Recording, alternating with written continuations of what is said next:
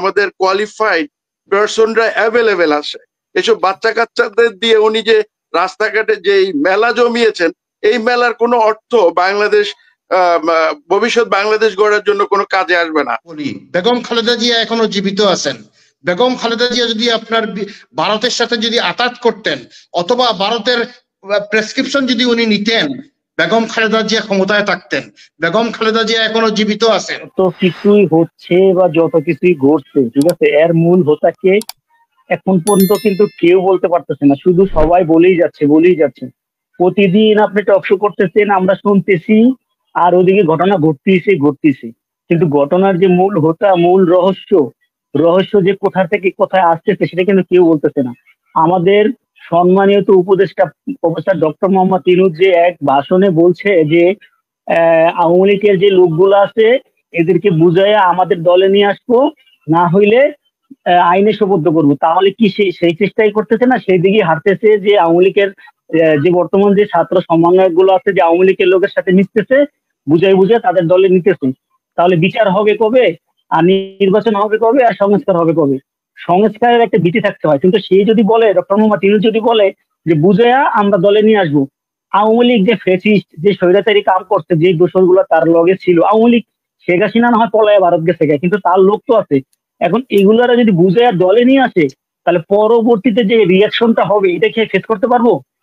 সে directly বলতে পারে, এটা আমার কথা না, সবার কথা, ডাইরেক্টলি বলতে পারে যে অন্যায় করছে তাকে আইনের হাতে সোপর্দ করবো, কিন্তু সে বলতেছে বুঝাইয়া আমাদের দলে নিয়ে আসবো। তার মানে কি তার কি একটা দল আছে?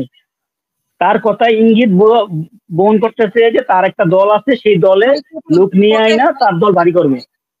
কোথায় বলেছে যে তার দলে ভারী করবে, মানে তার দলে সে আপনি হয়তো দেখতে না তার দল না, তার কথা মিনটা কি আপনি তে বলতেছে বুঝাই দলে নিয়ে আসবো, আমাদের সাথে নিয়ে আসবো, না হইলে তাকে আইনে সোপর্দ করবো।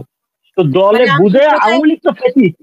কোথায় পেয়েছেন আপনি অনেকদিন আগে আমাদের মাননীয় উপদেষ্টা একটা কথা আপনি কনফারেন্সে বলছে যে বুঝাইয়া দলে নিয়ে আসবো, যে লোকগুলো আছে বুঝাইয়া নিয়ে আসবো, যদি না আসে তাহলে আইনে সোপর্দ করবো।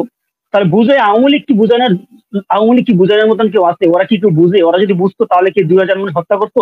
ওরা তো বুঝবো না। আর যদিও কেউ বুঝে, আপনি কি ওই কথা বলছেন যে মানে যারা এর সাথে জড়িত না, গণহত্যার সাথে জড়িত না, তাদেরকে মানে সুযোগ দেওয়া হবে, সেই বিষয়টা নাকি? হ্যাঁ, ও বিষয়টা তো আছে। ও বিষয়টা ছাড়াও আমাদের প্রধান উপদেষ্টা একদিন বলছিল, হয়তো আপনাদের হাতে স্মরণ নাই, দেখতেন, যে বুঝে আমাদের সাথে নিয়ে আসবো, না হলে আইনের সোপর্দ করবো। কিন্তু জাতীয় গুরুত্বপূর্ণ এই সময়ে এসেও আমরা যে অন্ধকারের মধ্যে যে হাবুডুবু খাচ্ছি, এটা কারণ উনি বিশ্বের স্বনামধন্য যত জ্ঞানীগুণীদের 10 জনের মধ্যে একজন ধরা হয় যে ডক্টর ইউনূস স্যারকে।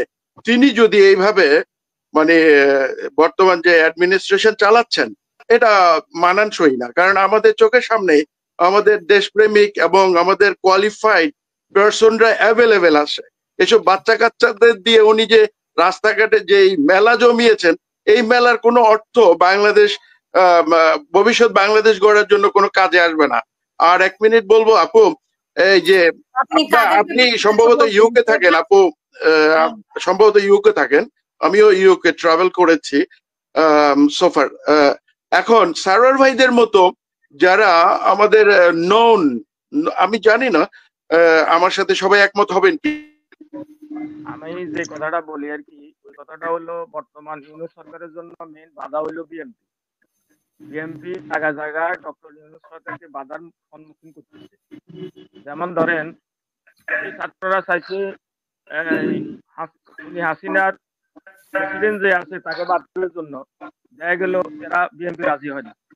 দেখা গেছে আওয়ামী লীগকে ব্যান করার জন্য বিএনপি রাজি হয় না। এইভাবে ইউনূস সরকারকে রন্ধ্রে তারা কোনো সুযোগ দিতেছে না। এরপরে দেখা গেল কি বিএনপির ভিতরে অনেক রয়্যাল এজেন্ট আছে। যেমন আমির খসরু মাহমুদরা আমরা দেখছি যে ভারতে গিয়ে আমরা এটা নিয়ে আলোচনা করেছি। জাহাঙ্গীর ভাই, আপনি হয়তো শুনেন না, আমরা কিন্তু এটা নিয়ে আলোচনা করে ফেলেছি যে ভারতে। আর আমি আমার এই যুবক ভাইদের কাছে আমার একটা প্রশ্ন, যে আপনারা যে দল গঠন করছেন এটাকে আমরা স্বাগত জানাই, কিন্তু শহীদ আবু সাঈদের বাবা কেন ওই দিন আপনাদের সংগঠনে বক্তব্য দিল না? ওই শহীদ আবু সাইদের বাবা কেন আপনাদের সংগঠনে আসলো না? আসে বক্তব্য দিল না? কারণে দিল না? তাদের রক্ত কি বৃথা যাইব? বাট আমি অত্যন্ত দুঃখের সহিত একটা কথা বলতেছি, এখানে আপনার বর্তমানে বাংলাদেশে কিছু সংখ্যক লোক বিএনপির পিছনে লাগছে। বিএনপি কে কিভাবে আপনার বদনাম করা যায়, বিএনপির কিভাবে চরিত্র হনন করা যায়, কিভাবে বিএনপি কে মানুষের কাছে খারাপ ভাবে আপনার প্রেজেন্ট করা যায়, সেই একটা এজেন্ডা নিয়ে আপনার কিছু সংখ্যক লোক আপনার কাজ করতেছে। এই লোকগুলা আসলে দালাল। ওরা ভারতের টাকা খাইতেছে, ওরা ভারত থেকে ভারতের এজেন্ট, ওরা ভারতীয় এজেন্ট। ওরা বিএনপি ভারতের এজেন্ট না। বিএনপি যদি না শুনেন, তো সেগুলো কি মানে হাসিনা আক্তার, আমি আপনাকে একটা জিনিস বলি, বেগম খালেদা জিয়া এখনো জীবিত আছেন। বেগম খালেদা জিয়া যদি আপনার ভারতের সাথে যদি আতাত করতেন অথবা ভারতের প্রেসক্রিপশন যদি উনি নিতেন, বেগম খালেদা জিয়া ক্ষমতায় থাকতেন। বেগম খালেদা জিয়া এখনো জীবিত আছেন। আপনারা যারা এগুলা বলতেছে, ওরা হচ্ছে বাউতাবাজ, দালাল। ওরা দালালি করতেছে বিএনপি কে আপনার মানুষের কাছে আপনার খারাপ করার জন্য। ওরা আসলে ইলেকশনে যদি দাঁড়ায় 10টা সিট পাবে, ওই জামাত যদি একা নির্বাচন করে 10টা আসন পাবে। আই ক্যান চ্যালেঞ্জ, যদি ফ্রি ফেয়ার ইলেকশন হয়, ওই যারা নতুন দল করছে 5 জনও পাস করে আসতে পারবে না। 95% নাম জামানত বাজেয়াপ্ত হবে। ওদেরকে কে চিনে? এলাকায় যাক, দেখো ওদের দলের মধ্যে কয়টা লোক আছে, কয়টা লোক খাড়া করতে পারে, ওরা কয়টা এজেন্ট দিতে পারে। একটা কনস্টিটিউয়েন্সিতে কতগুলো এজেন্ট লাগে ইলেকশন করতে হইলে, ওদের কি আছে? ওরা মনে করতেছে মাঝখান থেকে ওই জুলাই আগস্টের আপনার আন্দোলনে এসে ওরা হিরো হয়ে গেছে। আরে বাবারা, এখানে 16-17 বছর আমাদের রক্ত ঝরছে, 10 বছর দেশে আসতে পারি নাই। রাজনীতি এত সোজা না। আপনারা মনে করতেছেন হঠাৎ করে দল একটা গঠন করছেন আর আপনারা দেশকে উদ্ধার করে ফেলবেন। ডক্টর ইউনূসের মতো মানুষ পানি খাইতেছে, ঘাস খাইতেছে, এখন দেখতেছেন না, দেশ চালাইতে পারতেছে না। বিএনপির কোনো বিকল্প নাই। আর বিএনপি আগের বিএনপি না এখন। তারেক রহমান অনেক ম্যাচিওর নেতা, চিন্তার বাইরে। আপনারা কেউ চিন্তাও করতে পারবে না তারেক রহমানের বর্তমান পজিশন কি এবং তারেক রহমান কি চিন্তা করে দেশকে নিয়ে। তারেক রহমানের কোনো লোভ লালসা নাই এখন, কোনো লোভ লালসা নাই। এই সমস্ত বাজে কথা অনুষ্ঠানে এসে বিএনপি কে আপনার বদনাম করার জন্য কিছু সংখ্যক উদ্ভট মানুষ এই সমস্ত কথাবার্তা বলতেছে।